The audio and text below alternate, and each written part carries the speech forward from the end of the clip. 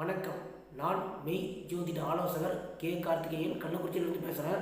Professor doctor Vimalan சாரோட நேரடி student. இன்றைக்கு நாம் பார்க்க போகும் தலைப்பு செவ்வாய் சனி நினைவு. அது பகையா அல்லது சமமா? இன்னும் புரிஞ்சுக்கணும். செவ்வாயோட குணம் அடித்தடி வெட்டு குத்து சண்டை சச்சரவு கோபம் வீரமாத்திரம்.